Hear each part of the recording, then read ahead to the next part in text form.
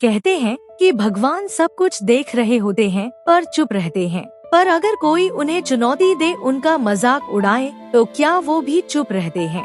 ये कहानी है एक ऐसे नौजवान की जिसने भगवान को सामने आकर साबित करने की चुनौती दी थी। वो हंसा, ताना मारा और कहा, अगर भगवान है तो आज की रात मुझे दिखे। और फिर उसी रात कुछ ऐसा हुआ जिसने उसकी पूरी जिंदगी, उसकी सोच, उसका अभिमान सब कुछ बदल कर रख दिया। आज भी लोग उस रात को याद करते हैं तो कहते हैं भगवान का धैर्य बहुत बड़ा होता है, पर जब वो जवाब देते हैं तो इंसान की आत्मा तक काम उठती है। गांव का नाम था धवलपुर, एक शांत सा गांव जहां हर सुबह मंदिर की घंटियों की आवाज से दिन की शुरुआत होती थी और शाम को आरती की लौ में लोग जीवन का सच्चा अर्थ खोजते थे। लेकिन इसी गांव में एक नौजवान था, राजू।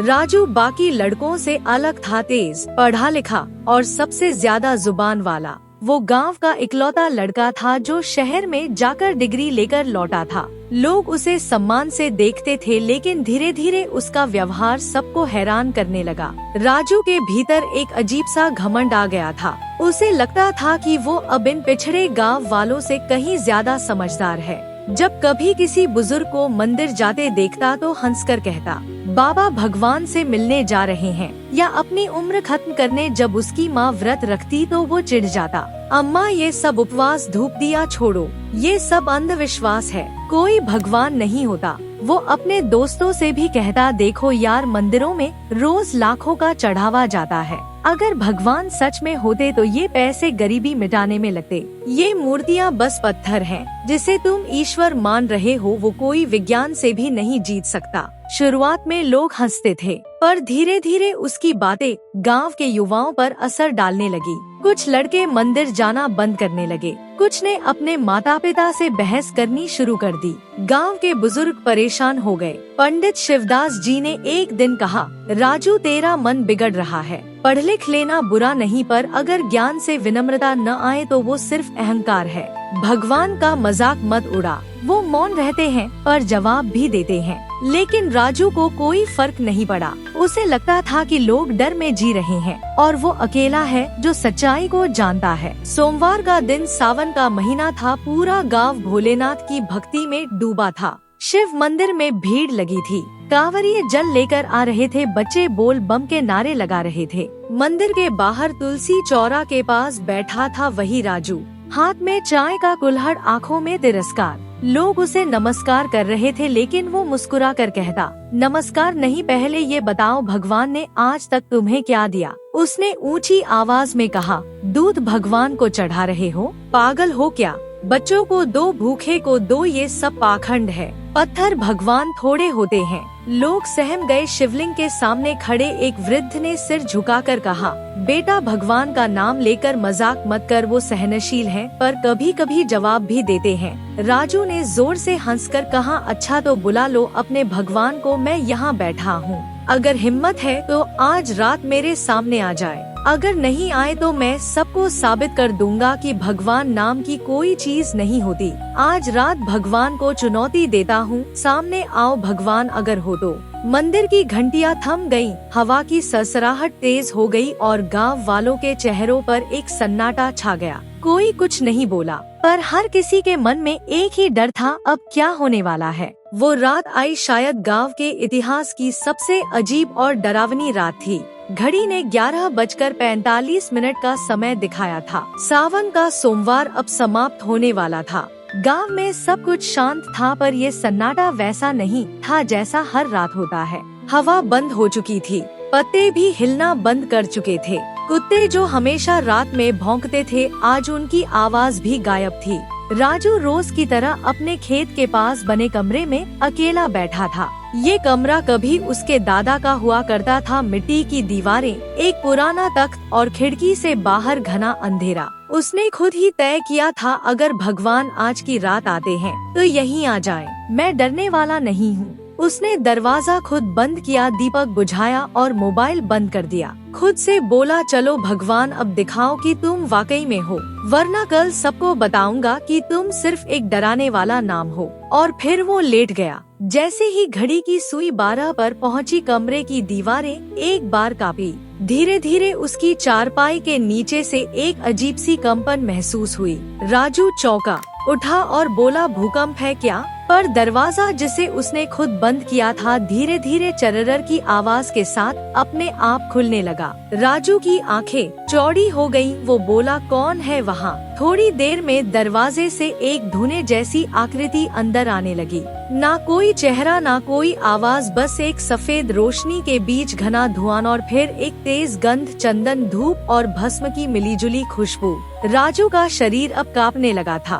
भगवान का रौद्र रूप प्रकट होना और फिर जैसे ही वो आकृति पूरी तरह कमरे में आई, एक तेज आवाज गूंजी, जिसे तू नहीं मानता वो ही तुझे देखने आया है। कमरे में अचानक तापमान बढ़ गया, दीवारों पर छाया खेलने लगी और फिर उस आकृति ने अपना रूप दिखाना शुरू किया। धीरे धीरे धुएं के बीच से उभरे गले में नागों की माला, जटाओं से निकलती गंगा की धार, एक हाथ में डमरू, दूसरे में त्रिशूल और तीसरी आंख जो धीरे धीरे खुल रही थी। राजू कुछ बोल नहीं पा रहा था। वो पीछे हटने की कोशिश कर रहा था लेकिन उसके पैर जमीन से जैसे चिपक गए थे। फिर भगवान बोले, तूने मुझे ललकारा, अब पीछे क्यों हट रहा है? मुझे पत्थर कहा तो आज वही पत्थर तुझे सच दिखाएगा। कमरे की दीवारें अब जलने लगी थी। दीपक जो बुझ चुका था अपने आप जल गया। हर कोना अब भस्म से भर गया। राजू ने एक नजर उस आकृति की आंखों में डाली और वहीं गिर पड़ा।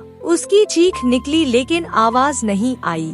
उस वक्त समय थम चुका था। कमरे के बाहर कोई हवा नहीं चल रही थी, ना कोई आवाज थी। ऐसा लग रहा था कि पूरी प्रकृति ने रुककर देखा कि एक नास्तिक कैसे भगवान के सामने विवश हो रहा है। राजू अब जमीन पर था, पूरी तरह बेहोश, ठंडे पसीने से भीगा हुआ और उसका चेहरा सफेद पड़ चुका था। भगवान शिव का स्वर अब धीमा हो गया। जब श्रद्धा को घमंड निगलने लगे तो कभी कभी ईश्वर को उतरना ही पड़ता है, और वो प्रकाश, वो आकृति धीरे धीरे गायब हो गई। कमरे में अंधेरा फिर से लौट आया, लेकिन अब वो अंधेरा बाहर का नहीं था, राजू के भीतर उतर चुका था। सुबह होने तक राजू वहीं पड़ा रहा, बेहोश, निस्पंद, जैसे किसी अनदेखी शक्ति ने उसकी आत्मा को झकझोर दिया हो। उस रात न कोई सपना था, न नींद, बस एक शून्यता जो अंदर तक उतर गई थी। सुबह की पहली किरण के साथ जब गांव वालों ने उसका दरवाजा खुला देखा तो किसी ने महसूस कर लिया था जो हुआ है वो इस गांव के इतिहास में कभी नहीं हुआ था।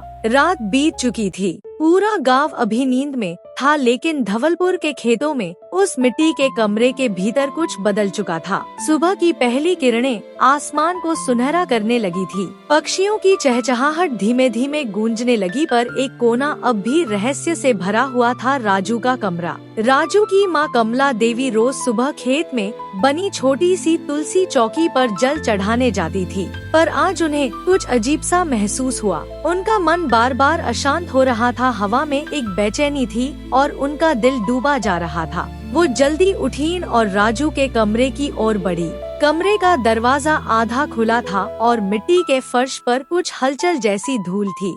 जैसे ही उन्होंने अंदर झांका उनकी चीख निकल गई, राजू, ओ राजू। राजू जमीन पर पड़ा था, आंखें खुली हुई, चेहरा बिल्कुल सफेद और शरीर जड़। पास के खेतों से लोग दौड़ कर आए, किसी ने पानी डाला, किसी ने पांव दबाया, लेकिन राजू बिल्कुल स्तब्ध था, जैसे उसकी आत्मा कहीं और भटक रही हो। करीब आधे घंटे बाद राजू की आंखों में हरकत हुई। उसकी पलकें धीरे धीरे झपकने लगी, होंठ कांपने लगे। लोगों की उम्मीदें बढ़ी, पर जो बात उसने कही उसने सबको सन्न कर दिया। बहुत धीमे कांपती हुई आवाज में वो बोला, मैंने भगवान का मजाक उड़ाया था और उन्होंने मुझे देख लिया। लोग चुप हो गए। उसकी माँ ने उसे गले से लगा लिया, रोती रही, पर राजू एकटक हवा में देखता रहा, जैसे अब भी वो कोई अदृश्य प्रकाश को निहार रहा हो। गांव में ये खबर आग की तरह फैल गई। राजू को भगवान के दर्शन हुए। भगवान ने उसके कमरे में प्रकट होकर उसे चेतावनी दी। वो अब पागल हो गया है या पवित्र, ये तो वक्त ही बताएगा। कुछ लोग उसकी बात पर शक करने लगे, लेकिन जब उन्होंने देखा कि राजू मंदिर के बाहर बैठकर जमीन को निहार रहा है, न खाना खा रहा है, न किसी से बात कर रहा है, तो सब समझ गए वो अब पहले वाला राजू नहीं रहा। अगले दिन सुबह सुबह ही राजू मंदिर पहुंचा। वही मंदिर जहां वो खड़े होकर ताना मारा करता था। अब उस मंदिर की सीढ़ियों को वो झाड़ू लगा रहा था, आंखों में आंसू और हाथ में फूल। पंडित शिवदास जी ने उसे देखा और नजदीक आए। अब समझ में आया बेटा। राजू ने पंडित जी के पाँव पकड़ लिए। पंडित जी, आपने सच कहा था, भगवान मौन रहते हैं, पर जब वो बोलते हैं तो आदमी को खुद की आवाज भी सुनाई नहीं देती। राजू अब मंदिर की सफाई करता। सबसे पहले भस्म और जल शिवलिंग पर चढ़ाता। शाम की आरती में घंटी नहीं, खुद का दिल बजाता। अब लोग उससे दूर नहीं भागते बल्कि पास आकर सुनते। राजू भैया, भगवान को सच में देखा है क्या? राजू सिर्फ मुस्कुराकर कहता, नहीं देखा, मैंने महसूस किया है। और जब वो आते हैं तो आंखें नहीं, आत्मा रो पड़ती है। वो लड़का जो खुद को भगवान से बड़ा मानता था, अब भगवान के चरणों में बैठा भजन लिखता था। जो किसी भक्त को देखकर हंसता था, अब उन भक्तों के चरण धोता था। अब जब कोई नया लड़का भगवान का मजाक उड़ाने की कोशिश करता तो उसे राजू की कहानी सुनाई जाती थी। राजू खुद हर सावन सोमवार व्रत रखता और हर सोमवार को रात 12 बजे शिवलिंग के सामने बैठकर वही शब्द दोहराता, हे शिव, तेरा उत्तर मुझे पूरी उम्र याद रहेगा। समय बीतता गया पर कहानी वहीं ठहरी रही। अब उस घटना को 5 वर्ष हो चुके हैं। राजू अब भी उसी गांव धवलपुर में रहता है, लेकिन पहले जैसा नहीं। उसकी चाल में अब तेजी नहीं, एक शांति है। उसकी बातों में तर्क नहीं, अनुभव है। और उसकी आंखों में घमंड नहीं, श्रद्धा का सागर है। हर सुबह वह मंदिर की पहली घंटी खुद बजाता है। मंदिर के हर कोने को अपने हाथों से साफ करता है। कभी जो कहता था भगवान नहीं है, अब वो हर दर्शनार्थी से कहता है, ईश्वर को देखने की नहीं, बस महसूस करने की कोशिश करो। धवलपुर में अब कई नए लड़के लड़कियां पढ़ने शहर जाते हैं। कुछ वहाँ की नई सोच लेकर लौटते हैं, कुछ तर्क वितर्क भी करते हैं। लेकिन जब कोई नया युवक कहता है भगवान वो तो डराने के लिए बनाए गए हैं, तो बुजुर्ग सिर्फ एक नाम लेते हैं, राजू। और फिर वो कहते हैं, अगर तुम्हें भगवान पर शक है तो एक बार राजू से मिल लो, वो तुझे कहानी नहीं, अनुभव सुनाएगा। राजू अब चुप रहता है, पर जब कोई उसे उस रात के बारे में पूछता है तो वो लंबी सांस लेकर सिर्फ इतना कहता है, कभी किसी को ललकारने की कोशिश मत करना, जो मौन है वो कमजोर नहीं होता। भगवान चुप रहते हैं ताकि हम खुद को सुन सकें, पर जब वो बोलते हैं तो सारा ब्रह्मांड थर्रा उठता है। उसकी ये बातें सुनकर कई युवकों की आंखें नम हो जाती हैं। वो अब भी खेतों में काम करता है, मगर हर दिन सुबह और रात में 2 बार शिवलिंग के आगे बैठकर प्रार्थना करता है। कोई पूजा मांगता है तो वो बिना पैसे लिए कर देता है। और हर सावन सोमवार को रात 12 बजे मंदिर में दीपक जलाकर अकेला बैठा रहता है। लोग पूछते हैं, राजू भैया अब भी रात 12 बजे मंदिर में क्यों बैठते हो? राजू मुस्कुरा देता है और कहता है, क्योंकि वही समय था जब मैंने भगवान को ललकारा था, और वही समय था जब उन्होंने मेरे घमंड को राख कर दिया था। मैं हर साल उसी समय आकर उन्हें याद करता हूँ, ताकि फिर कभी भूल न हो जाए। धवलपुर गांव आज भी उस रात को भूल नहीं पाया। कई कहानियाँ चलती हैं। कुछ लोग कहते हैं शिव खुद प्रकट हुए थे इसलिए राजू बदल गया। कुछ कहते हैं राजू को सपना आया था और उसने खुद को माफ करने का तरीका ढूंढ लिया। और कुछ तो कहते हैं वो रात कोई साधारण रात नहीं थी, किसी शक्ति ने गांव के ऊपर से गुजरते हुए राजू के भीतर उतरकर उसे नया जीवन दिया। पर सच्चाई क्या थी कोई नहीं जानता। एक ही बात सच है, राजू अब वैसा नहीं रहा जैसा वो पहले था। इस कहानी का अंत कोई डर नहीं, कोई सजा नहीं, बल्कि एक चेतावनी है। अगर तुम किसी चीज को नहीं समझते तो उसका मजाक मत उड़ाओ, और अगर किसी शक्ति को नहीं मानते तो उसका अपमान मत करो, क्योंकि भगवान देर से जवाब देते हैं, पर जब देते हैं तो इंसान अपनी जुबान ही नहीं अपना अस्तित्व भी भूल जाता है। उसने भगवान का मजाक उड़ाया और फिर उसके साथ जो हुआ वो सिर्फ उसकी जिंदगी नहीं बदली, बल्कि पूरे गांव को ये सिखा गई कि ईश्वर से बहस नहीं की जाती, उन्हें बस हृदय से समझा जाता है। उसने भगवान का मजाक उड़ाया और फिर उसके साथ जो हुआ वो न सिर्फ उसकी जिंदगी को बल्कि पूरे गांव की सोच को बदल कर रख गया। राजू अब भी जीवित है, मगर वो अब सिर्फ शरीर से नहीं जीता, वो हर पल एक तपस्वी की तरह जीता है। उसकी हंसी अब भी है, लेकिन अब वो हंसी घमंड से नहीं विनम्रता से भरी है। अब वो किसी को नीचा दिखाने के लिए तर्क नहीं करता, बल्कि हर किसी को समझाता है कि जिस शक्ति को हम न देख पाए वो जरूरी नहीं कि वो मौजूद न हो। शक्ति वही होती है जो दिखती नहीं लेकिन महसूस होती है। भगवान कोई चमत्कारी रोशनी नहीं, बल्कि वो हमारी चेतना का वो कोना है जहां हम सबसे कमजोर होकर सबसे सच्चे हो जाते हैं। आज भी जब कोई राजू से पूछता है क्या भगवान सच में है, तो वो मुस्कुराकर कहता है भगवान को समझने की कोशिश मत करो, बस इतना जान लो वो हमें तब भी देख रहे होते हैं जब हम मानते नहीं, और तब भी मौन रहते हैं जब हम उन्हें ललकारते हैं। उस रात जो हुआ वो किसी किताब में नहीं लिखा गया, पर वो गांव की मिट्टी में, मंदिर की घंटियों में और राजू की आंखों की नमी में अब भी दर्ज है। अंतिम सीख जो सदियों तक जिंदा रहेगी, भक्ति दिखाने की चीज नहीं, अनुभव करने की प्रक्रिया है। भगवान अगर मौन है तो समझो कि तुम्हें अब भी समय दिया गया है, पर अगर उन्होंने जवाब देना शुरू किया तो समझो अब लौटना मुश्किल है। तो अगली बार जब तुम्हें लगे कि भगवान नहीं है, तो एक बार आंखें बंद करके महसूस करना, शायद वो पहले से वहाँ हो, बस तुमने ही देखने की जिद छोड़ दी हो। क्योंकि जिसने भगवान को ललकारा उसने खुद को खो दिया, और जिसने उन्हें स्वीकार किया उसने सारा जीवन पा लिया। अगर आपको हमारी ये कहानी दिल से छू गई हो तो इसे शेयर जरूर कीजिए, क्योंकि किसी न किसी को शायद इस वक्त एक चुपचाप जवाब मिल रहा हो। ऐसी ही रहस्यमयी, सच्ची और आत्मा को छू लेने वाली कहानियों के लिए जुड़िए हमारे साथ। मैं हूँ स्पिरिचुअल प्रिंस और हम मिलते रहेंगे हर उस मोड़ पर जहाँ विज्ञान रुकता है और अध्यात्म शुरू होता है। जय श्री महादेव।